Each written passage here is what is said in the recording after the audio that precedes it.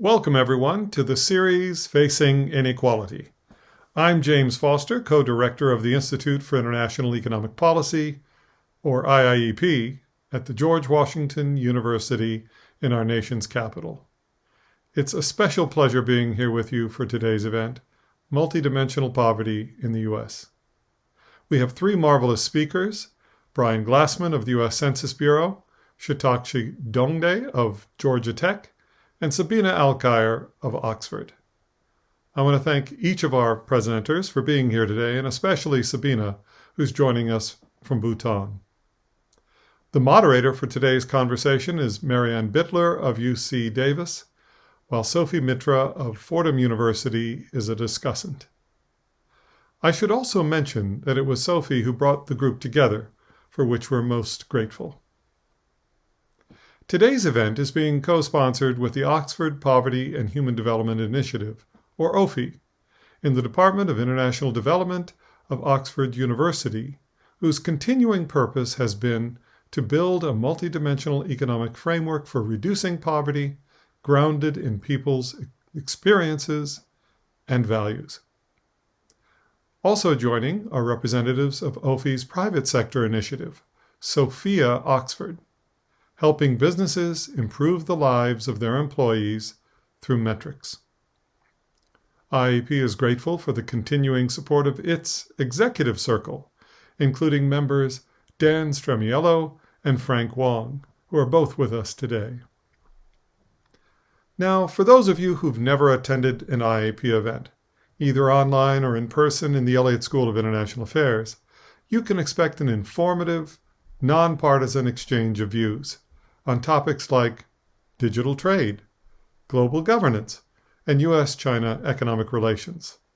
Our newest series, Rethinking Capitalism and Democracy, recently brought Simon Zadek to IIEP for a discussion of sustainability and global finance.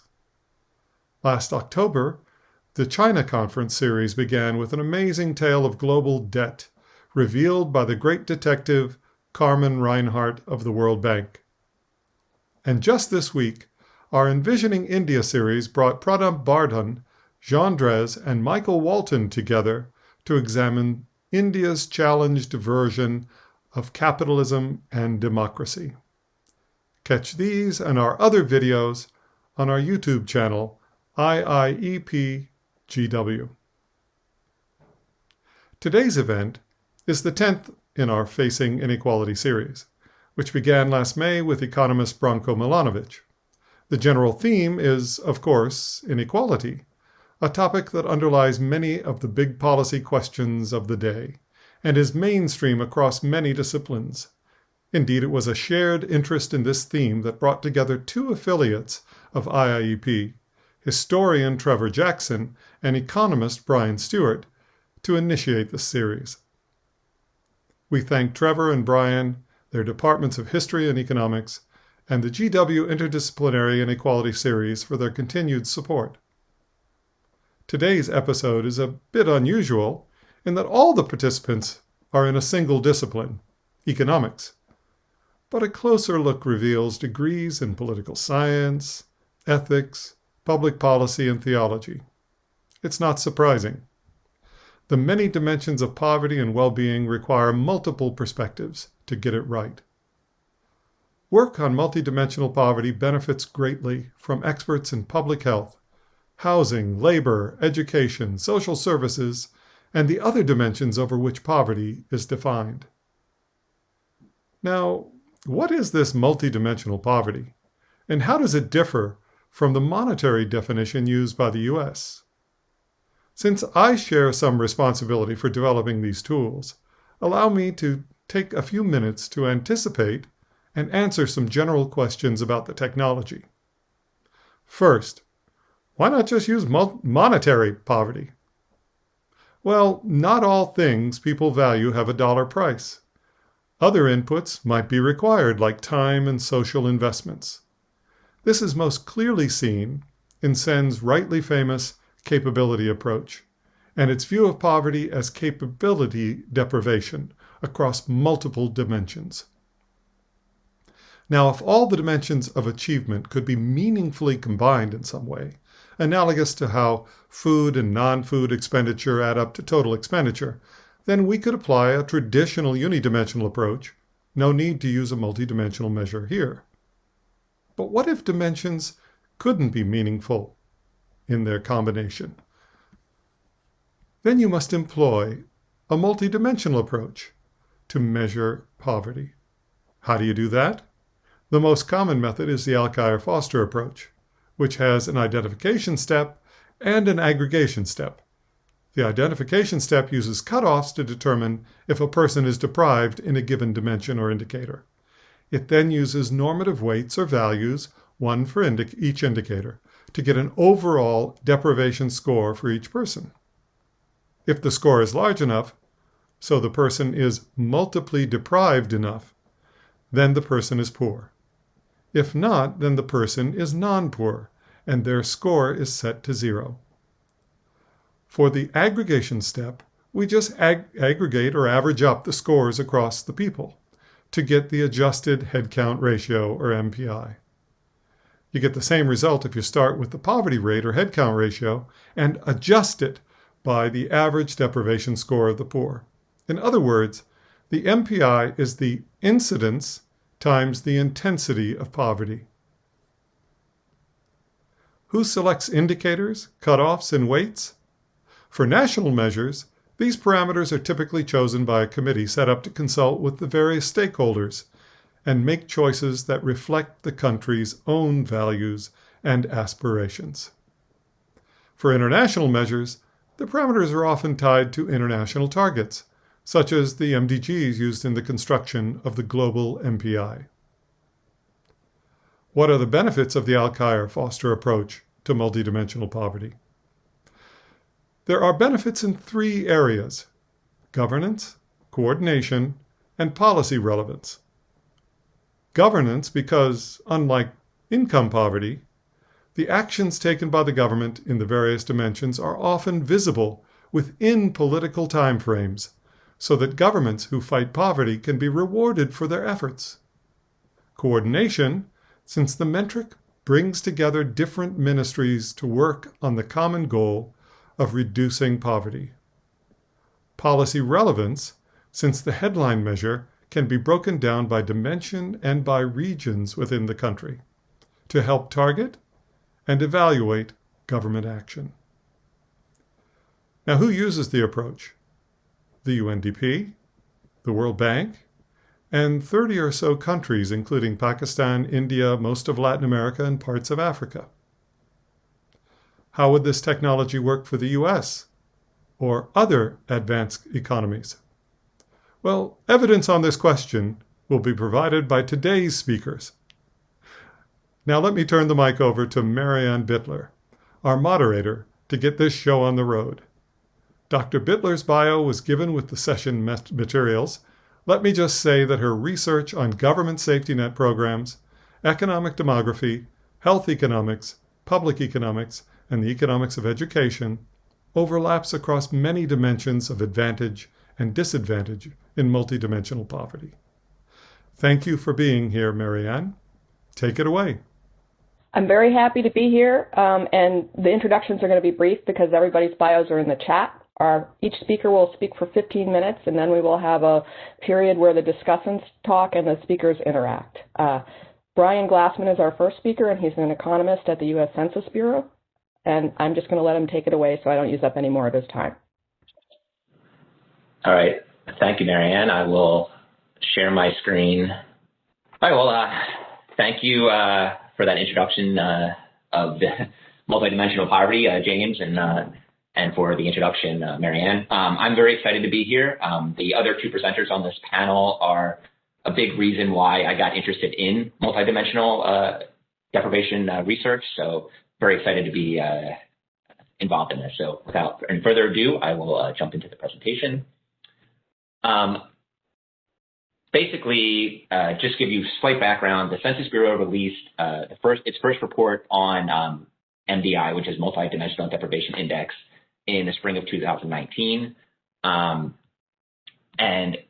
that MDI included 6 dimensions: standard of living, education, health, economic security, housing quality, and neighborhood quality. Now, in presenting this and getting feedback from other researchers, I found that there were some reasons to maybe adjust some of the measurements. So neighborhood quality, for instance, was measured at the county level, which might be okay for small counties in rural areas, but even for most mid-sized counties, that's just too large to represent neighborhoods. And there's a lot of heterogeneity that goes on through those counties. Secondly, there's some other dimensions that I'll define in a second, economic security, housing quality, and health, that needed some revisions. They weren't, I didn't believe, adequately measuring the dimensions.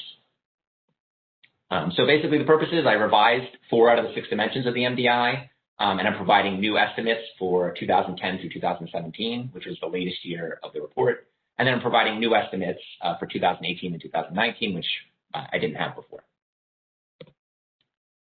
The data I use for this is the American Community Survey. If you're not familiar with that, it's an annual survey of about 3.5 million households.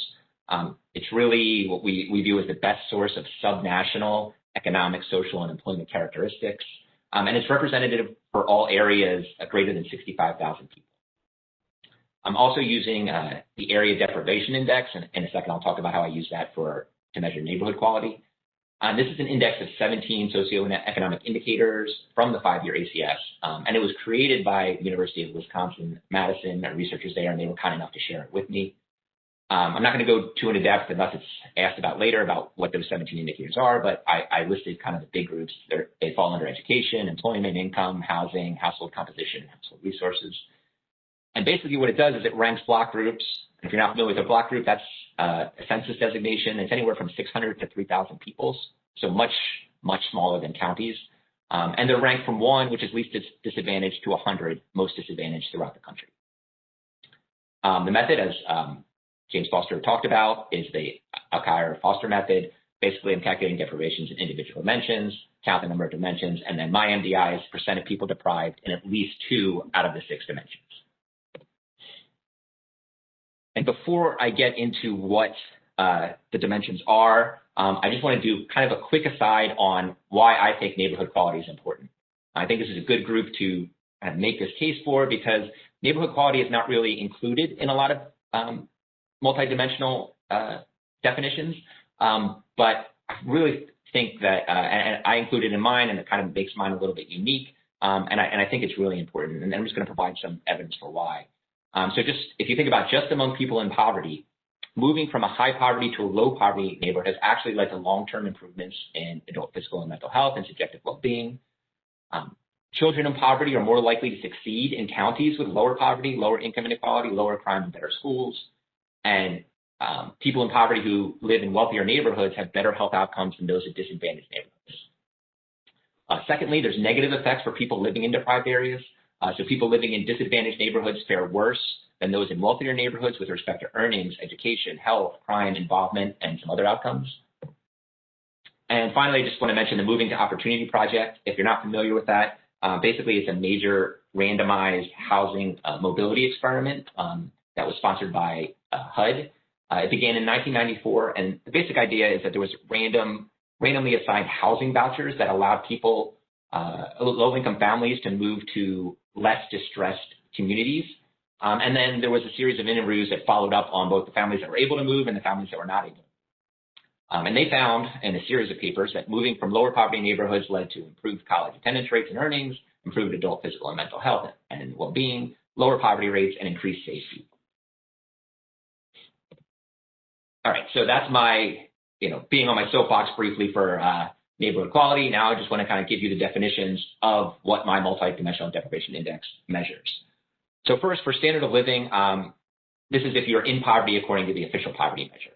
And that is how it was defined in the 2019 report, and I have not changed that. For education, you're considered deprived if you're age 19 or older and without a high school diploma or GED. If you're 18 or under, that is dependent on the householder's education. And again, there's no change from the report definition. Now I'll get into the definitions that I'm actually changing. So first of all, health. Ideally, we would want, ideally I would want a measure of health status. That's not available in the ACS. So what I did in the report is I used a measure of predicted health status that was based on age and number of reported disabilities. I think that works pretty well for people 65 and over, but for under 65, there's so few that have disabilities that I don't think that prediction was working very well. So what I did was I changed it to health insurance. So if you lack health insurance, you're deprived in health. And this is based on a number of studies that have found a consistent positive relationship between health insurance and health outcomes. And this is mostly due to just a more appropriate use of health services for people who have health insurance. Now, people 65 and over, almost everybody has health insurance. So for that, I also included reporting at least 2 disabilities. And there's 6 possible disabilities in the ACS. To be deprived here, you had to report at least 2. For economic security, if you look in the 2019 census report column, you had to pick 2 of these following conditions. Basically, this was changed because I moved health insurance from economic security to health. There's an argument to be made that this could be an economic security or health, and I believe Shatakshee included economic security, and it's perfectly valid. I've just, I guess my thinking about it is that a person without health insurance may skip doctor visits, which means their health may be affected rather than economic security. So that's kind of my reasoning for moving it to health. Unemployed at the time of the survey and did not work during the prior 12 months. Well, this is kind of a high bar to reach. So I kind of felt that changing this to more of an hours condition plus unemployment would work better. So if you look at the other column, basically I have different measures for each age group. Under 18, the majority of the adults in the household work part-time or less, and I define part-time or less as working less than 20 hours a week or less than 26 weeks a year. So if you're age 18 to 64, are you unemployed at the time of the survey, or do the adults in the household on average work part-time or less? And finally, age 65 and over, are you unemployed at the time of the survey, or do you work part-time or less and have minimal retirement income? And I define minimal retirement income as retirement income plus Social Security plus supplemental security income. Is that greater than the minimum, is that less than the minimum Social Security benefit, assuming 30 years of work experience? If it is, then you're deprived in that category. Housing quality, I had these four conditions. Basically, I got rid of the complete kitchen and complete plumbing conditions because you can't really separate poor housing that don't have those facilities from kind of rich or expensive retirement communities that don't have those facilities, like in the room or in their housing unit. And I didn't want to conflate those two. I kept overhead housing unit and high cost burden, and you'll see in the next presentation, that can kind of be more of a measure of standard of living. And I didn't want that to be too related to my poverty measure. So I removed that and really only left it with, do you live in a housing unit with more than 2 people per bedroom, or do you live in an emergency or transitional shelter? And finally, neighborhood quality, as I mentioned, I measured at the county level, and basically it was measured with crime, air quality, and food environment, which I think are good proxies for a poor neighborhood. But again, it was only available at the county level, and that's just too heterogeneous of a measure. So I'm using this block group measure of the ADI. Remember, I said that an ADI is measured from 1, least disadvantaged, to 100. So an ADI greater than 90 would mean you were deprived in neighborhood quality. All right, so that's basically the meat of what I wanted to talk about. Now I'm going to just show you some results to just kind of show you what it looks like. I'm going to just do a brief comparison between using 2017 estimates between the old and new methodology. I only have one slide here in my paper. I actually go into some more depth comparing these two, but I just wanted to show you that the current MDI for this paper is higher than the census report MDI, and that is also the case for health and economic security dimensions. However, the housing quality dimensions and neighborhood quality dimensions were actually higher in the census report. All right, so what I'm going to do from here on is really look at kind of the more up-to-date, only using the up-to-date methodology. I'm not going to refer to their census report methodology anymore, and just kind of look at a few different things.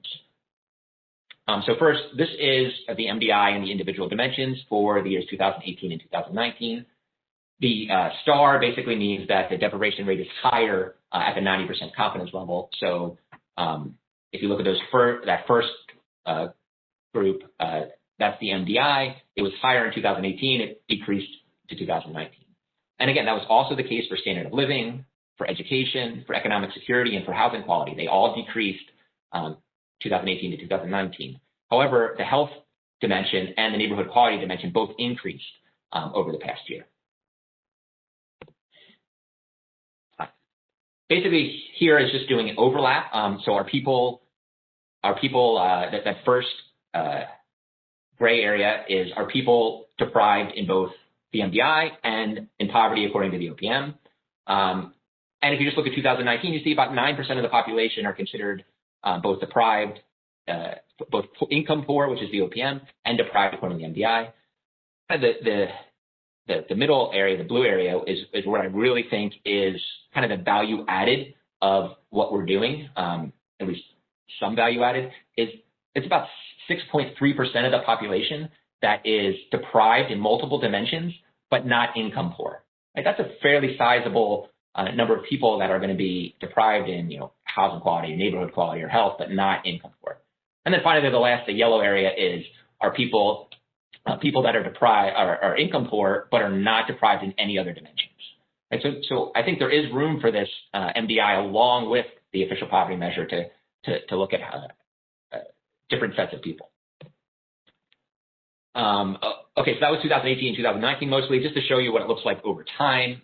In all years, the MDI was higher than the OPM. However, if you just kind of look over time, they get a little bit closer together. Just finally, I'm not going to say too much about this, but the final thing I say is that they both decreased over time. From 2010 to 2019, the MDI has decreased, and so has the OPM. All right, now I'm going to just do some demographic breakups. So this is by race and Hispanic origin, and I'm comparing the MDI to the OPM. And I have overall in that first column, so 15.2%. The MDI is 15.2% in 2019. OPM is 12.3%. And you see that for most groups, that difference is fairly is not too different from that overall difference. However, for Hispanics, it's over a 12% percentage point difference. So what I did is I just looked, okay, well, why is there such a big difference for Hispanics? And you can see that for poverty, there's not that great of a difference. There's a 6 percentage point difference between Hispanics and non-Hispanics, but there's a huge difference in education, health, and housing quality. So I think that's what describes why there's such a difference there. By age, all of the MDI is greater than the OPM for each of these categories. However, it's smallest for under age 18. It gets a little bit bigger for 18 to 64, and the biggest difference is for 65 and over. If we look by nativity status and gender, we see that most of the differences between MDI and OPM are not that large, except for foreign-born, where it's nearly double. Why again? Well, we see if we compare foreign-born to native-born, foreign-born are much more likely to be deprived in education, health, and housing quality. All right, just going to give you some state numbers. The MDI ranged from 7% in New Hampshire to a high of 23.7% in Mississippi. As I said, the overall rate was 15.2. It was higher than the OPM in 35 states, lower in 6 states, and not significantly different in 9 states and the District of Columbia. Kind of running low on time, so basically I just want to, this is basically decomposing into the contributions that each of these effects made to, each of these dimensions made to the MDI, and I just kind of want to point out that standard of living was in both those years the largest contributor, and neighborhood quality and housing quality were the smallest contributors. In fact, adding them together, they're less than standard of living. I did that by some different demographic groups in the paper. I'm going to skip that for now. And then just kind of to sum up, I'm looking to turn this into another official report to kind of update the report that was put out in 2019. And then really want to examine some relationship between MDI rates and some other county state characteristics. Thank you. Thank you very much, Brian. We're going to move to our next presentation. Shatakshee Dhongde is an associate professor of economics and a provost teaching learning fellow at Georgia Tech, and has received lots of awards for her work in poverty. And I'm, again, not going to use up any more of her time. Thank you, Marianne. And great presentation, Brian. So this is perfect that I come after Brian and show you some of the research which is almost complementing to Brian's work. I'm pulling up my slides. So I'm going to present the work on one of the papers, but also going to give you some of the overview of the type of work I've done on multidimensional poverty in the United States. The paper I'm going to focus on today is looking at a decades-long view of MPI in the US, and it's co-authored with Bob Havman, who is a professor emeritus at Wisconsin-Madison. James gave a great introduction about MPI, so that makes our work easy in terms of why is it important to look at multidimensional poverty measures besides income poverty measures. The audience would know that since 2010, the UN Human Development Report has been publishing these indices for many countries, and several countries have also started officially publishing their own national statistics. And with the census report coming in, US will join, but as you can see, that work is still in progress. So US has sort of lagged behind in monitoring MPI compared to the other countries. And my work with Bob in 2017 was the first attempt at looking at trends in multidimensional poverty in the United States during the Great Recession and the recovery. And this paper is sort of extending that work and looking at a longer time period. We look at poverty in the US, and I won't spend too much time on this. We have many experts in the audience who know much more about these measures, but we have, of course, the official poverty measure and the supplemental poverty measure. The official poverty measure has been here since 1965 or 68. The supplemental poverty measure sort of overcomes some of the drawbacks of the official measure and then is provided by the census since 2010 to just show what are the different ways in which you can change the definition of income.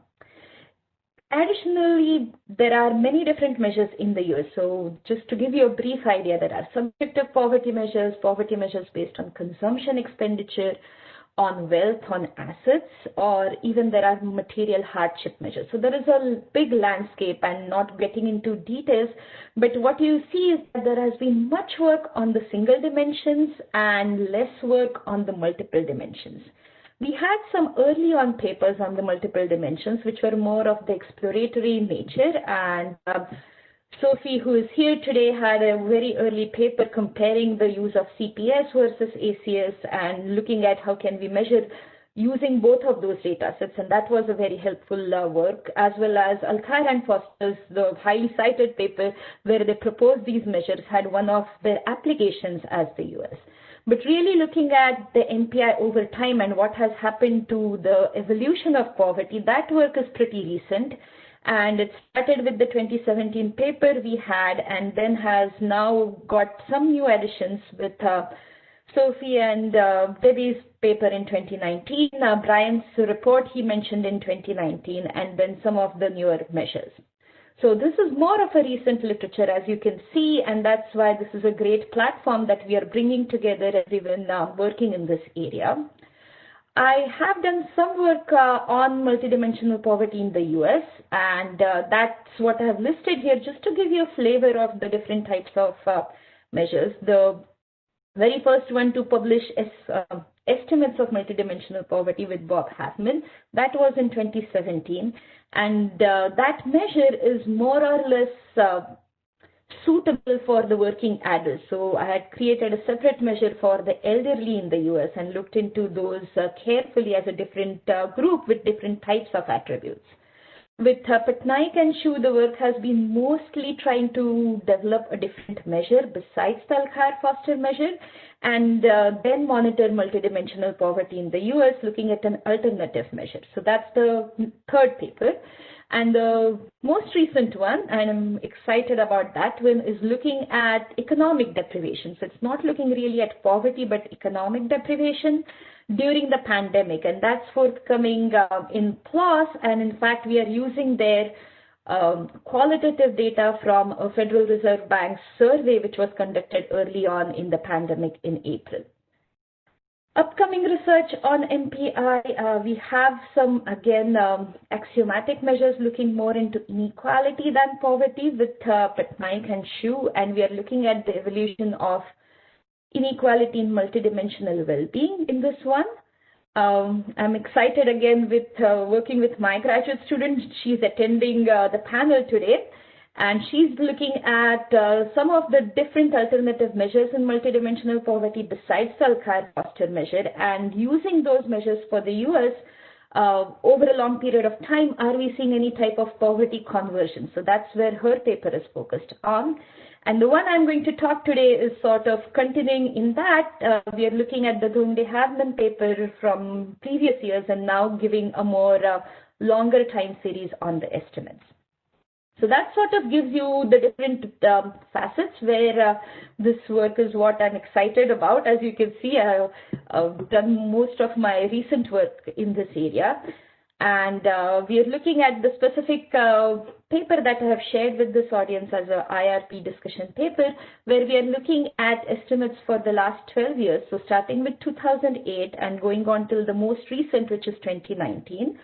Why do we start at 2008? Because that's where the ACS data becomes much more comparable. There were some changes in the 2007 and 2006 ACS surveys, and that's where we start with 2008. 2019 is the latest one, which was released in October 2020, so 2 months back.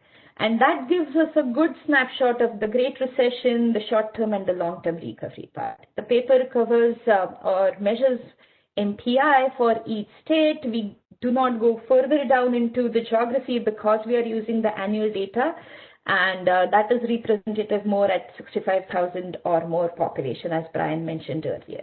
We look into population groups, again showing you different demographics and how is the MPI looking at that, and then we do some sensitivity analysis. So ACS is sort of the workhorse, I suppose, to use for these kinds of measures, and that is largely because it has a bigger sample and compared to the CPS, as well as it has more variables or more indicators which can be used for these type of measures.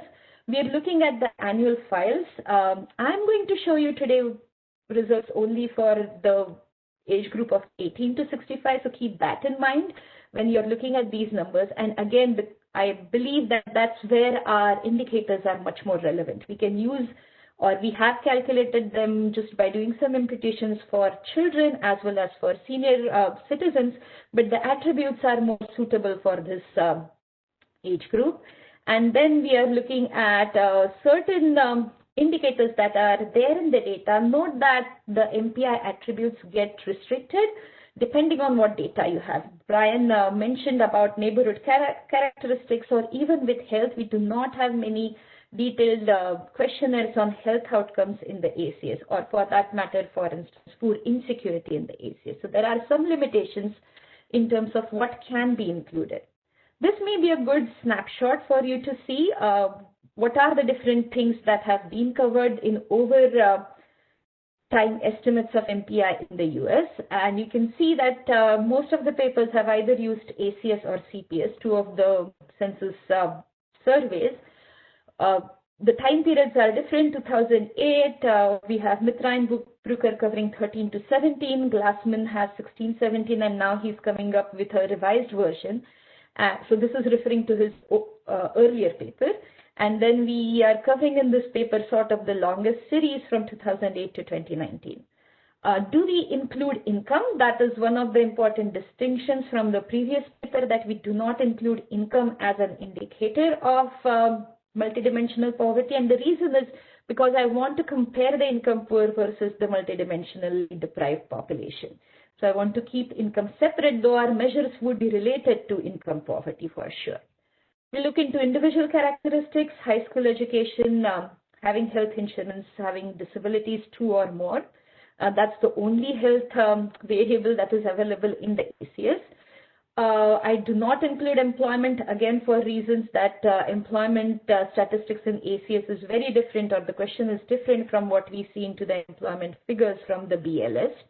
We look into overcrowding, housing costs, which are the extreme housing burden, which means the housing costs are greater than 50% of income. That's the definition we use.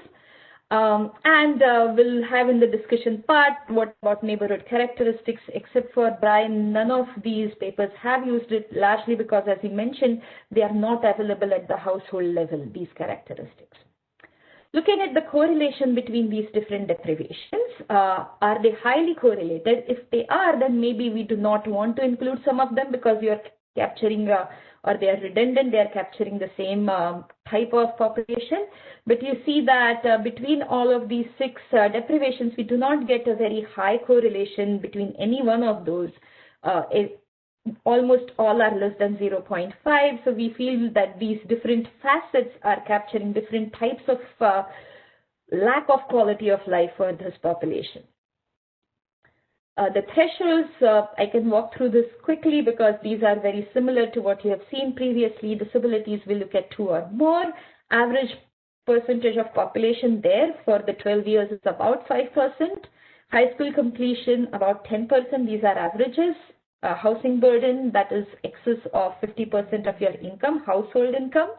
So this is about 12%. We have insurance, and I'll show you the trends rather than the average values, which is 17%.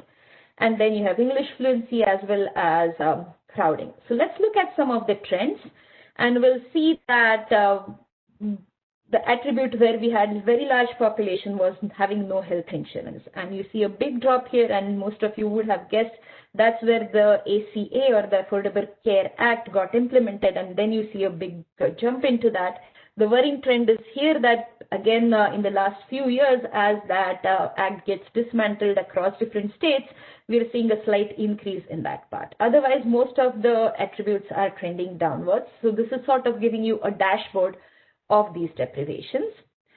What we are interested in is the overlap, right? So we are now looking at the overlap of deprivations. I'm showing you here the head count ratio, or what is the proportion of population having at least 2 of the 6 deprivations. And that average in the US is about 13%.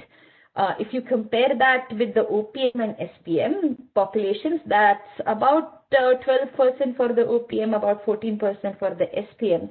Though note that these OPM and SPM figures come or are based on the CPS survey, the MPI is based on the ACS. So you just keep that in mind for now on this chart, but we'll see the trend. That's much more interesting. So if you see the size, they're very similar to each other, the official poverty measure as well as the MPI. If you look into the trends, and we discuss this much more in the paper, we cut them into different 4 periods and then see what happened at the start. We are seeing a rise in all of the 3 measures. I'm showing you the official, the supplemental poverty measure, and the MPI. During the recession, these remained pretty high, but you can see the MPI is starting to track the recovery faster than the income poverty measures. And then it declines much faster than the income poverty measures during the recovery period. And then we are seeing some crossing over here in terms of official versus the MPI measure. The supplemental still remains higher. So let's see a bit more of the comparison, and that is one of the reasons I did not include income as such as an attribute. The only attribute which is highly correlated with income poverty is going to be the housing burden, because that's looking at housing costs as a proportion of the household income. So that is the only attribute. Otherwise, most of these attributes do not have a very high correlation with income poverty. And then if we look into the overlap between the MPI and the official poverty measure, this is where I'm using now consistently just the ACS so that we have a consistent overlap. What we see is that on average, about 5% of the population, again, the working population, so Brian's figures would be different than mine. I'm looking at 18 to 65. About 5% had that overlap, that they were both income poor as well as multidimensionally poor. And that, of course, varied. The overlap increased during the recession and has tended to go down. If you look by income poverty ratio, right, so look at individuals' income. If they are extremely poor, income less than 50%, then about 40% of that population was also identified as multidimensionally poor.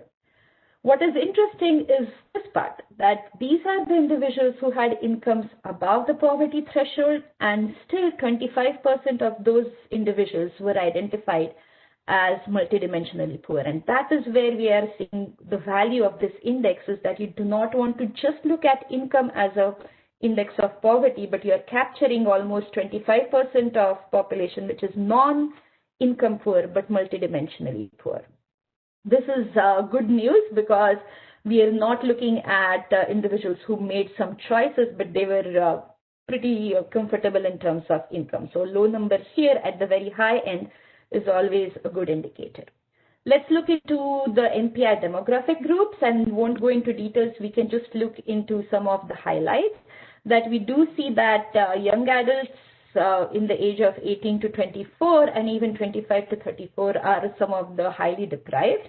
We look by race and ethnicity and look into different indicators, which indicators are mattering. But to give you average numbers, we see Hispanics is the largest group, very high proportions compared to Asians and Blacks.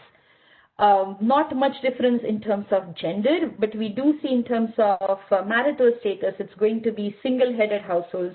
Again, single-headed male and female-headed households have slight difference, but those are the larger proportions compared to married couples or non-family households. And then foreign-born individuals tend to be the larger group in these multidimensional indicators. And we play around taking out some of the indicators and seeing what is the role each is playing in terms of these demographic groups. Give you a snapshot and then I'll wrap up of statewide multidimensional poverty, and you can nicely see the gradation going from dark to slightly faint, that you have much higher MPI in the southern states, and as you move up, it's going to be lower. And then we conduct some kind of sensitivity analysis. We look at the MPI measure, and then we remove one indicator at a time to see how they are sensitive, what is happening, because you want to see which, is there one indicator which is playing a significant role. For instance, in our case, it would have been the health insurance, and that sort of brings down the MPI from, say, 13% to about 8%. So we do this kind of analysis. We also show different values by changing the second threshold, which is 2 or more indicators. And we look at what happens if we move the threshold to 3 or more. Interestingly, in the US, we see that number is pretty short. Say about 4% of the population would be deprived in 3 or more, and then it just drops down if you do 4 or more, 5 and more, and so on. So that sort of gives you an idea of what the paper is finding. We look at the longest time series. We look into recession, where you had MPI increase almost till 15%, but by the end in 2019, we have about 10%, which is MPI deprived. And we look at all these different age or demographic groups and find some of the indicators which are important. So that's where I'll stop. I'll conclude. And thanks for giving me 1 minute extra. Sure thing. Our third speaker probably doesn't need an introduction for people on this call, but Sabina Alkire directs the Oxford Poverty and Human Development Initiative. She is Associate Professor of Development Studies in the Oxford Department of International Development, and she's made important contributions in this area, obviously. And I'm going to stop there again so that we don't waste time on introduction. Thank you so much, Marianne, and thanks to all of the colleagues for fantastic papers. It's really lovely to be here and to hear your reflections. So this is joint work with Maurizio Apoplazza and Anne-Catherine Gil from LICER and Maurizio from Chile. And it's on European measures. But I'd like to recognize that it builds on a lot of the literature that our colleagues have shared today. And also our own first foray into the measures has been mentioned in terms of James and my early work illustrating the first multidimensional poverty index adjusted headcount ratio using US data. And then with Maurizio, we also had done earlier work as part of the NetSilk 2 project of Eurostat. And now this paper is part of the NetSilk 3 project. And it uses longitudinal data to look at the dynamics of multidimensional poverty. Before I do that, I just wanted, having looked at Brian's and Shatakshee's papers very briefly, to recognize how much they've moved on. So way back in 2007, we tried to illustrate the methodology, but using a very basic rudimentary index for the US. of income, self-reported health insurance, and years of schooling. And in that illustration, one thing that we did, which we are not doing right now in the European paper, but we've done in other papers, was the segregation analysis that both Brian and Shatakshee presented, looking at the different ethnic groups, looking at income poverty, and observing that Latino and African American were poorer, with 37% of the people who were poor being Latino and 20% being African American. But then looking at multidimensional poverty, that when we add other dimensions and look at the headcount ratio or at the MPI, the disparities between different groups within the countries increase. And even back then, 2040, the Hispanic group was the highest, with 47.8% of the poor being from that community. And again, this was driven, as they showed in the more recent data, by non-monetary deprivations, for example, in health insurance and in schooling. So that was very rudimentary. And what we're trying to do now in this paper is take some steps forward with respect to the dynamics of poverty over time. So you may know in Europe there's a long tradition of counting-based measures, primarily initially using the headcount ratio since the late 1960s. And then the severe material deprivation indicator of Eurostat is also a counting-based headcount measure. And then in 2010, they released the at-risk poverty and social exclusion indicator, which is a headcount ratio of 3 different indicators. And then there's been a series of papers subsequently that have applied multidimensional poverty methods to the European data sets. So what we're trying to do in this paper is go a step into saying, how do individual people experience poverty? Are they poor every year, or do they go in and out of poverty? How many people are never ever poor, and how many are always poor? And what does the territory in between look like? And so we use 4-year periods, and we cover 26 countries. So the methodology is a little bit different, and I'll spend just a couple minutes on that. James very well explained the basic methodology, and we start in the same way. So for each person, we identify them as deprived or not deprived in each indicator, and then we construct a weighted sum, the deprivation score of that person. We do that for each of the time periods.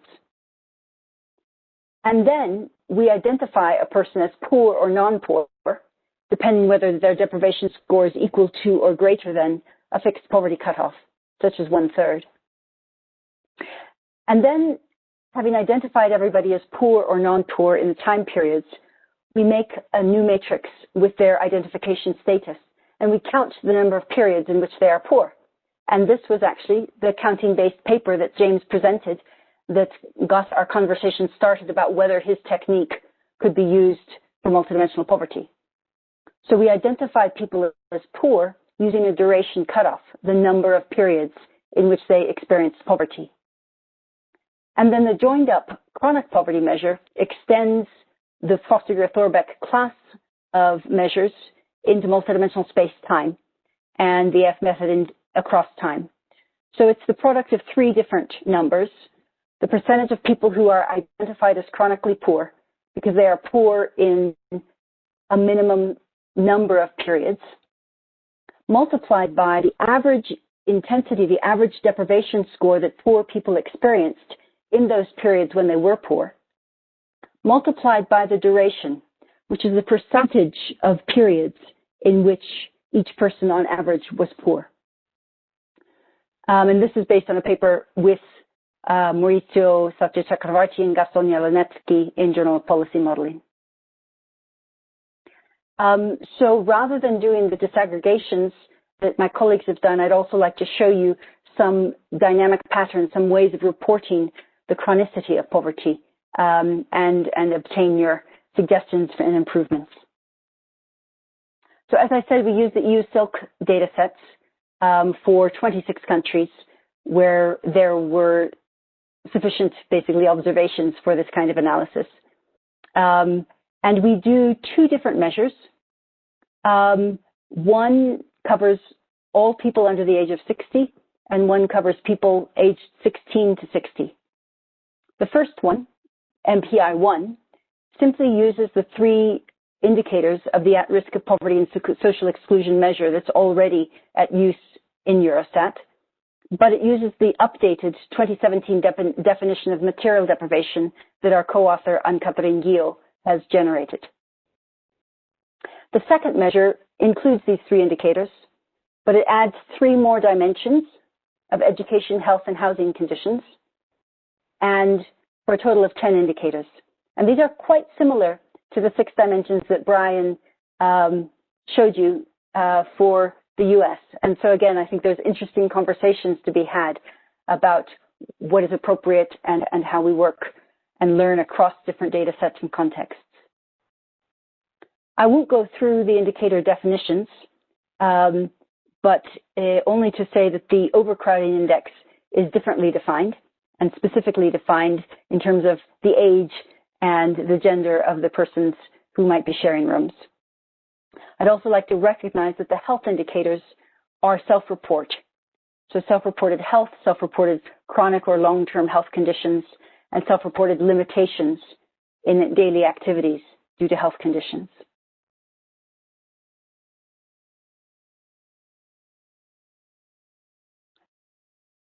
We don't use the tetrachoric correlations because we can't really justify a latent bivariate normal distribution. So we use a redundancy indicator, which says of the possible matches between 2 indicators, how many are actually realized. And we see that across this indicator base, the most matches are in the education indicator because, as we will see, it has the highest level of deprivations of all. But there's also overlaps between the self-reported health indicators. But on consultation with our colleagues about those data sources, we've included those indicators. So first of all, let's look at the indicators across time. And we see that all except the health indicators had statistically significant reductions at the 95% confidence level. But as I said earlier, education deprivations affected 1/3 of the population, more or less, across the 4 years. So it's by far the highest deprivations, followed by chronic illness, with a lack of an adequate bathroom or shower, toilet or shower being the lowest deprivations. We also identified some categories, which I'll explain on the next slide. But it's interesting to say what percentage of the population were never deprived in an indicator in any of the periods. And as we can see in terms of income, it's 73.5%. And then which percentage of the population were always deprived, which is 8.1% in the case of income. And so overall, 30% of the people who were ever monetarily poor were always monetarily poor.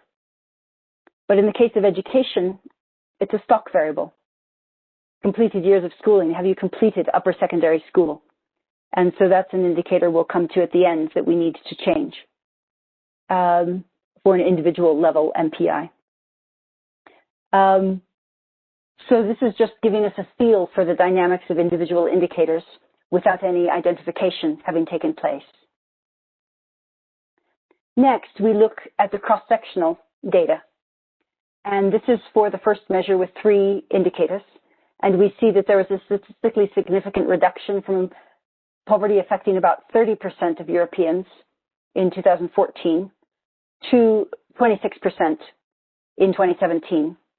And intensity also declined. Now, how did that happen? Where we have the chronic data, there are actually 16 profiles of poverty or non-poverty that people could have. For example, they could not be poor in any of the periods, and 58.5% of people in Europe were in that category. A shocking 41.5% of the population across 26 countries were poor in at least one period. So they could have been non-poor at the beginning and the end, but poor somewhere in the middle. There are 3 varieties of that. They could have started poor in 2014, but moved out by 2017. There are 4 varieties of that. Or vice versa, moved into poverty, 4 varieties. Or started and ended poor but had periods of non-poverty, or been poor in all 4 periods. So these are, in a sense, the transitions that we can identify and look at, with 16.2% of the population, pooled aggregate population across the 26 countries, being always poor. And clearly, countries like Romania and Bulgaria, as well as Greece, had the highest levels of multidimensional poverty, and Sweden the lowest. And so this slide, which has way too much detail, shows for the first measure, with simply 3 dimensions, the headcount ratio, which is 41.3% across the 26 European countries. The average duration. So on average, poor people were deprived in 2/3 of the periods. And the average intensity, which is sort of higher than the US measures we just saw. They're different indicators, so you can't compare them. But the average intensity was over 48%. And this is using a cutoff of you had to be deprived in at least 1 indicator and at least 1 period. So the most generous of the definitions. But also for each country, we could look at the transitions. And for example, we can see that although on average 16.2% of people were poor in all periods, it ranged from 6.3%, for example, in Czechia, or 4.8% in Sweden, of people being always poor, up to 36.4% in Bulgaria, or 41.7% in Romania. So it is giving an idea of the hardcore chronic poverty, poor 4 years in a row, and that toll on the population. And then you can also see what percentage of the population were never poor, and that again has a low in Sweden, a high in Sweden of 81.3%, and a low in Romania of 35.8%. So we're getting sort of population views of the distribution of poverty, which is why I thought this would be an interesting paper in a series of papers on inequality, because it's looking at inequality of poverty across time and in a sense, the duration of this difficult condition. Now we look at the 26 countries, and they are ordered by the multidimensional chronic poverty measure from low to high. But the bars that you see are the headcount ratio, the percentage of people who are poor. And the stripes in the bars are the same segments you saw before. So on the bottom are the people who are always poor. And you see that that's highest in Romania, with over 40%. The axis is on the left. And then on the top are the people who churned in and out of poverty, with different categories in between. So this is one way of trying to portray that information. So at a glance, you can see that the big burden as you go up poverty is people who are always poor, which is not a good thing. And it means, again, there's a triple burden of incidence, intensity, and duration for those communities. We can also, of course, look at the indicator composition. And here you see that as poverty increases, it's really the material deprivation index, which is responsible for most of the increase in poverty, rather than income poverty. And the ranking of countries is not the same at all as the ranking simply by the monetary poverty measure. So those are the lessons that I wanted to show. We have the same results for the 6 category measure, and we've done them for all possible cutoffs of both poverty and duration. So to conclude, having the longitudinal data greatly expands our understanding, and in particular, we can see the percentage of the population that are churning in and out of poverty in different periods. 1/4 of the population of Europe by the 3-dimensional measure, and 21% by the other. And finally, we can recognize that these indicators are not ideal. So the education variable is not comparable across European countries, and it's a stock, and the health variables perhaps are self-report, and so could be augmented. But it seems an interesting conversation partner and an interesting way of portraying the data. Thank you so very much. Thank you. That was a masterful presentation of a lot of information. So now we are going to have our first discussant go. Sophie Mitra is Professor of Economics and Founding Director of the Research Consortium on Disability at Fordham at New York City, and she has studied disability, mental illness, social protection, multidimensional poverty, and other important measures of well-being. And Sophia is going to speak about all three papers, and then we're going to give Shatakshee and Brian a chance to respond, and then we will see where we're at that time. So. Thank you so much, Marianne, and thank you, James, for organizing. Thank you for three excellent presentations. So I only have up to 5 minutes, so I'm going to be very brief and perhaps give some general remarks and make maybe ask a question to each presenter. So as James noted in the introduction, there has been very little attention to multidimensional poverty in the United States. There has been a lot more attention in the Global South, in international organizations such as UNDP, and to some extent in Europe as well. So is it perhaps not so relevant to the US context?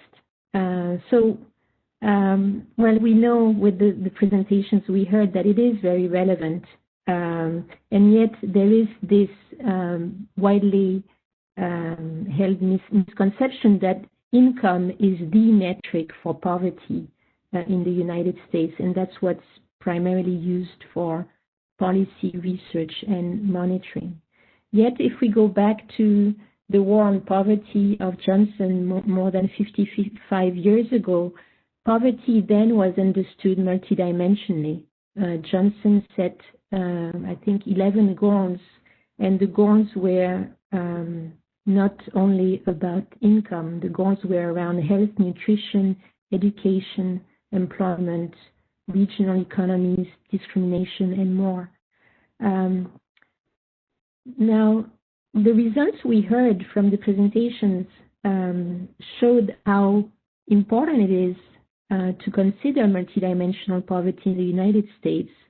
I think we heard, well, from different papers, including some of my own work with Deborah Brucker, that more than 15 million Americans are not income poor and yet suffer from multiple deprivations, and that's consistent with Brian's results as well as Satakshee's. Now, so many Americans are affected by multiple deprivations, multidimensional poverty, yet they are not captured in official poverty statistics, those that are produced year after year, whether it's the official poverty measure or the supplemental poverty measure. Yet they should be, these Americans experiencing multiple deprivations should be on the radar screen. So doing more work, such as the work of Brian and Shatakshee around monitoring multidimensional poverty is absolutely essential. So primarily want to stress the need for more monitoring work as well as more research and more policy work around multidimensional poverty in the US. Many countries around the world have adopted multidimensional poverty tools, especially under OFI, to develop social and implement social protection policies. So there is scope for more work at the programmatic as well as policy level around multidimensional poverty in the US. So these are my calls for more work in this field in the United States. Now, in terms of perhaps comments that are more specific to the presentation, I found Sabina's presentation on Europe was fascinating, and I'm curious.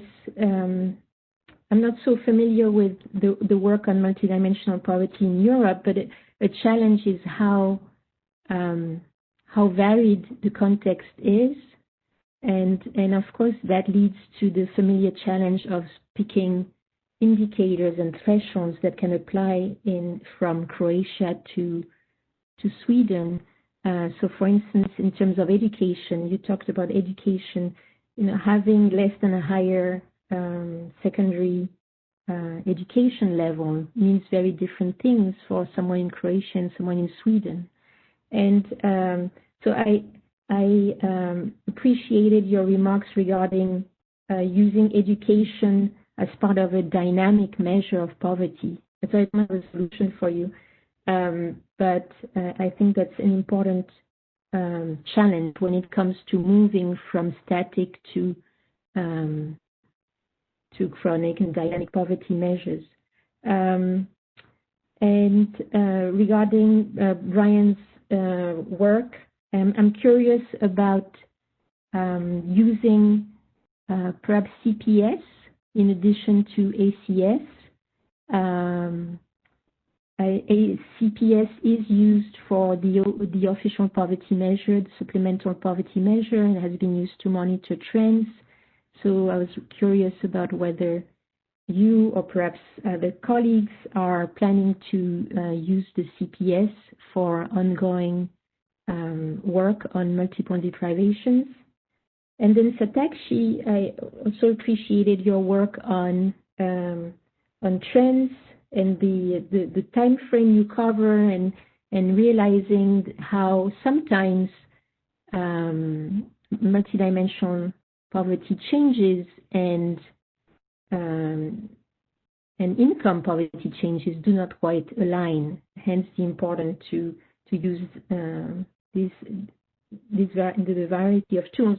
So I'm curious if you perhaps envisage using ACS or other data sets to do more such work, but maybe at the community level, and see how multidimensional deprivations have changed at the community level in the recent decade, but also with COVID-19, as we know that COVID-19 has unleashed for households and individuals sudden multiple deprivations, with people losing their jobs, but also losing health insurance, social connections, and more that came tied with their jobs. So again, thank you so much for 3 excellent presentations and for organizing. Thank you for those insightful comments. Now we're going to give Brian an opportunity to both comment on the other papers and respond to anything that you said or he's thought of in the meantime.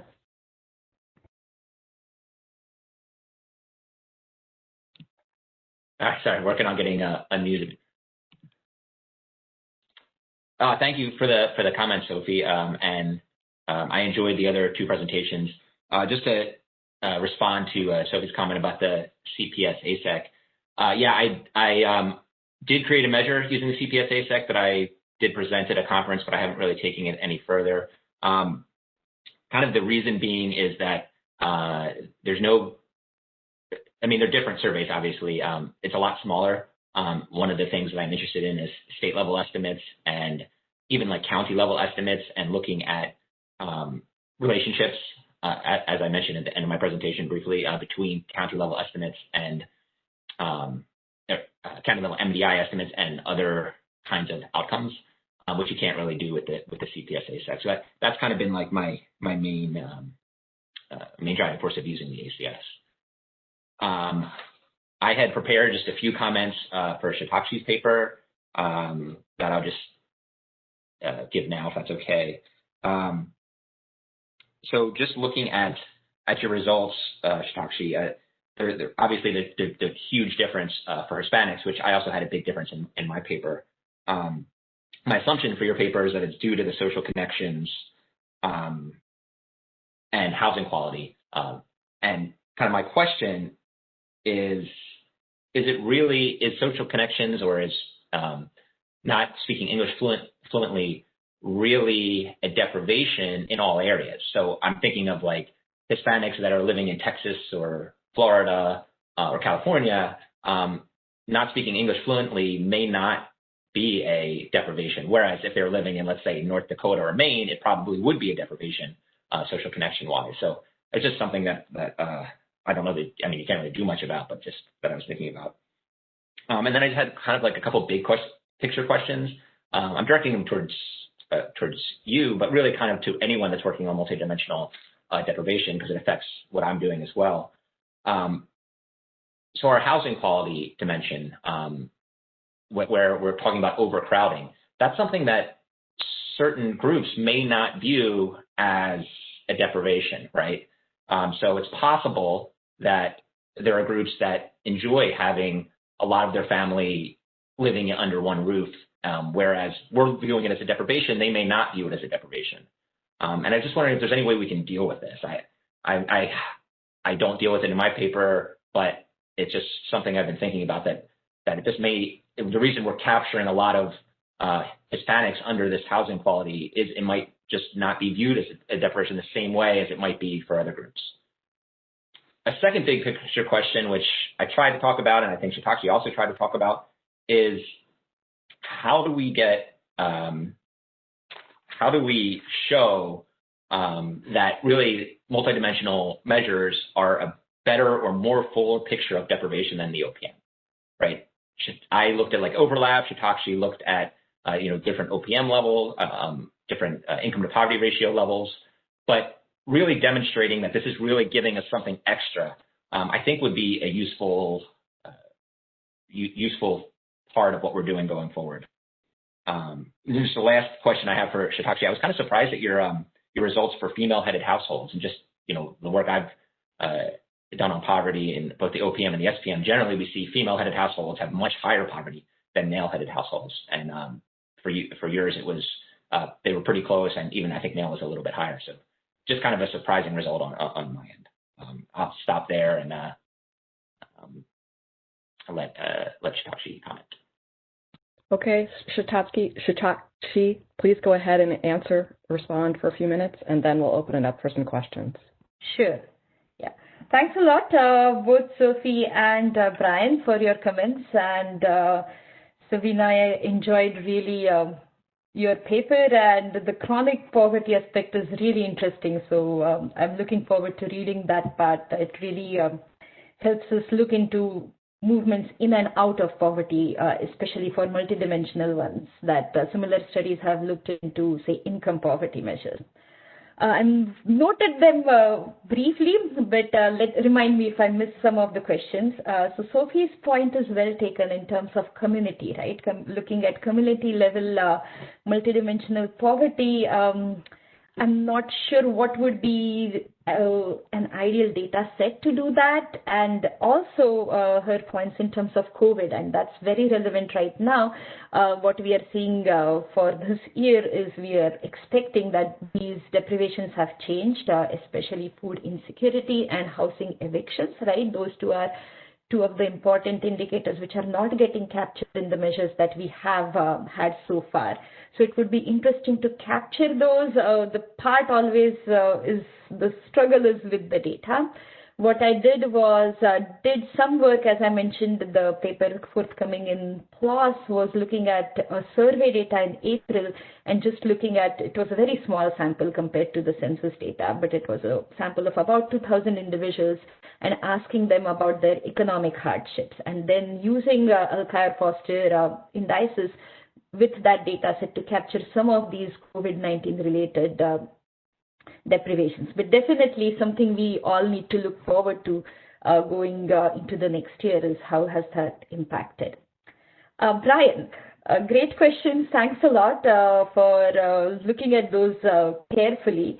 In terms of single attributes, that's a point well taken, that everyone sort of says, well, health insurance, what if I don't want health insurance? Do we think of that as deprivation? And so the beauty of the work is that you don't look into these individual attributes, right? You're looking into more of the overlaps. And so it's always that you're looking into, suppose you have that language, you do not have the language proficiency, then you're also looking at not just one indicator, but another indicator which is accompanying that. In terms of language, just note that this is not an individual level indicator that I use, which is there in the ACS, but I look at the household level. So the precise definition for individual level, precise definition of the indicator is that anyone in the household 14 or above cannot speak good or very good English. So we are looking at ways in which we are capturing this deprivation, that no one in the household would have that kind of language proficiency. And same thing with overcrowding, that you don't want to just include people who prefer to live in smaller houses but are well off. I think that gets again highlighted in that individuals with income more than 500%, we have about 1% who are multidimensionally deprived, right? That you're not getting those. The other way of looking at it is you go by each of the demographic groups, right? As you mentioned, for Hispanics or for Asians, it may be something cultural. And can I share one of the slides? I'm not able to click that button. But anyway, if I'm able to, I'll show you one more. Okay, great, perfect. What you can do is just go by say population. I'm just showing you one example here, that 2011's overall population, and for Hispanics and Asians, what were the attributes, right, that you want to see? Are they playing any role? You can move the weights on them, or you can just have different attributes drop out, as I showed you in terms of the sensitivity analysis. But if you see, the common conception is that maybe it's language that is driving, but if you see for Hispanics, it's education, that they are having very high levels of incomplete high school education, for instance. In terms of the Asian population, it would be, again, not just the language part, but you're looking into housing burden for those populations, right? So there is always that way of getting into the details of it and then disaggregating them by those different demographic groups. The third question on female-headed households, that is something which was interesting, and you're right, absolutely right, that that is not sharing. That is not the case in terms of income poverty. So we are trying to look into all these different indicators for female versus male-headed households, and then seeing were there any statistically significant differences in terms of deprivation. I guess that's more or less my conjunctions. And thanks, Sophie. I could see in chat that she's suggesting I use ACS at the community level instead of at the individual level. So that would be something that can be certainly used from the data. So thank you for that. Thank you very much. And so just want to give Sabina a chance to weigh in if she wants to, and then we'll move on to Q&A for a few minutes. Thank you so much. I enjoyed both papers a great deal. And I really like the improvements that Brian showed in terms of the indicator. I think it's made it much stronger and more interesting. On the overcrowding question, we considered it for the Global Multidimensional Poverty Index because it fits our criteria of being available for 75 countries and 3.5 billion people. But we found, like you said, that the cultural characteristics made it a difficult indicator for comparability in a rigorous way. And also the size of the rooms was not always available in the surveys that we used. So I do think that it's a difficult one. The EU measure, the Eurostat measure of overcrowding could be one to look into if you have the underlying data, which just matches the age and the status relationships of the household members quite precisely. In terms of Shatakshee's paper, I would echo Brian's. It seems that the fluency indicator, if you think of the intrinsic value of not being fluent in English, it may or may not be directly associated with poverty. And it does mean that if you are then disaggregating by different variables, as you showed, the non-nativity, then there will be a strong correlation between poverty. And so it might be better to disaggregate by that indicator and then to keep as poverty indicators things that have an intrinsic direct connection to people's well-being. But of course, I don't know the surveys and I don't know the possibilities that you considered. But I found both really, really interesting. And those were the possibilities. I think going forward, what these two papers don't do and our discussion hasn't done is, of course, the most important, which is talk of how would this change budgets. How would this change who is targeted for different government efforts? How would this help different parts of government at different levels to work together and confront the problem of poverty more actively? How could it make visible and so celebrate the reductions of poverty and so create incentives of different kinds for many actors to work together? I think that this is a really exciting step for the US, but also for other countries, is moving beyond the measurement with all of the wonderful work that Sophie also has done on the topic, to also thinking about the policy uses in the States at this moment. Thank you so much. Thank you very much. So I'm going to take the moderator's prerogative to ask a broader question or make a broader suggestion, and then it'll be open for the people and the participants to speak up in the Q&A for a few minutes. So I completely agree with what you just said about the need to incorporate this into policy, but given our current environment in the U.S., I think there is also, as Brian said, a need to convince people that these measures are capturing something important that's not in the official poverty statistics or the supplemental poverty measure. And I know there's just been a commission on how to change poverty measurement in the U.S., but there is a large skeptical community of folks who don't believe any self-reported measures about anything.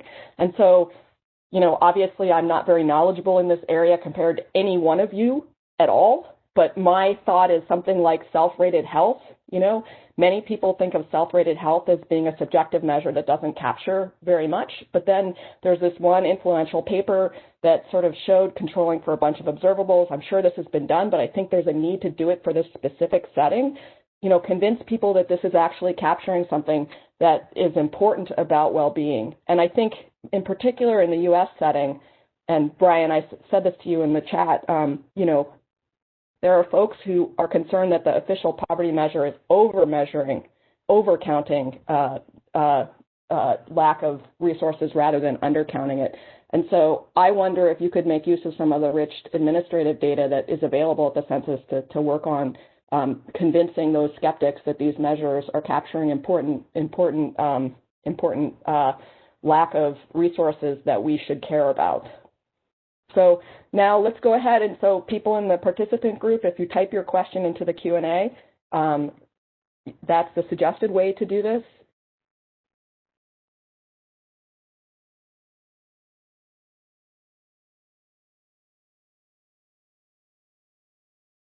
I'm not seeing any questions. I mean, I suppose we could, okay.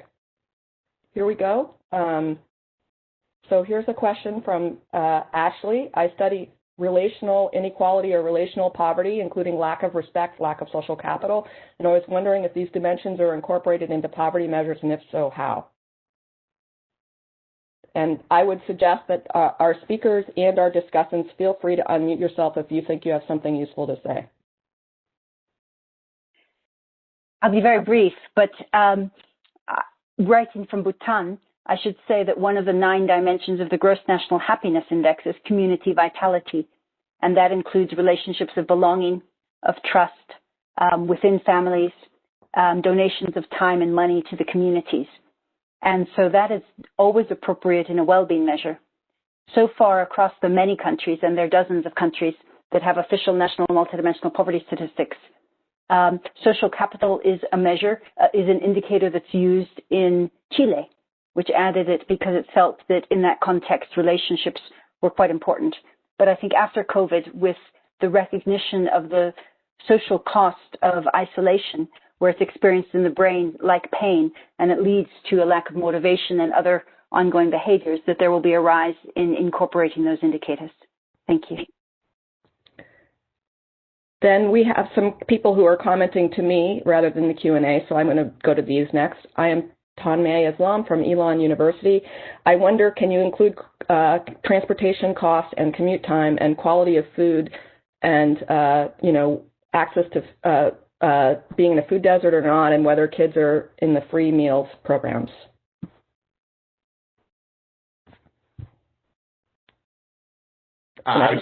For the ACS, we do have information on like commuting time and transportation time.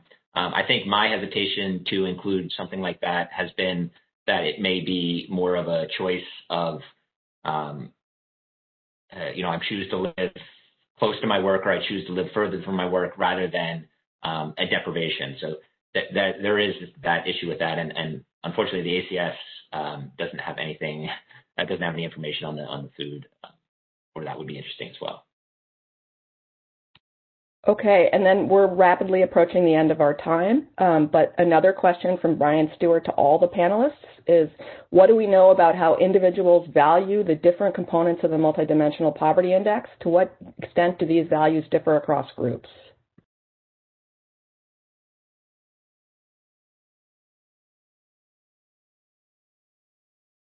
Very interesting suggestion, Brian. There was another suggestion similarly than previous one. If we have some kind of a subjective poverty measure, or if we have some kind of a survey which can be undertaken where people actually rank these different attributes and how important they are when they are thinking of in terms of how their quality of life is getting affected. As yet we don't, but that would be something definitely for us to go forward and conduct, or use maybe a Gallup poll to see if we are able to map out some of those individual values into these attributes. Anyone else want to comment on that? Yeah, I'll go ahead and just jump right in there. You know, that's a really great question. It's also indicative of the kinds of issues that come into play when you talk about poverty, because poverty should be regarding public action. That's what we're building this for, to make things happen, to solve problems. And the question is, how do you go from the individuals to the collective? And the way that it's done in poverty measurement should, at least theoretically, be through the collection of information across large groups of people as to what is going, probably through a political system at the end of the day, as to what's important to people, what people consider poverty to be, and what they consider things that are missing to be important and need government action. So it won't be uniform across all people, because poverty, in definition, has an individual component. But for public action, you need it to be, at least to a large extent, common across people, and translating through the political system as to what is kind of uniformly acceptable through that means as to what the definition of poverty would be. It's a sticky wicket, and there are interesting questions, and I won't go any further. So we're already over time, James. So I would suggest that we close up, and I would note that these last questions that have been put into the Q&A are very important about panel data and sort of, implications of these for other things. Thank you, Marianne, for moderating today's event, and to Sophie for arranging it, to the audience for all your questions, and to the other participants for your contributions, Brian Glassman, Shatakshee Dhongde, and especially Sabina Alkire, for whom it is a very late evening. This brings to a close our final Facing Inequality episode for 2020. I'm James Foster. See you next year from Washington, D.C.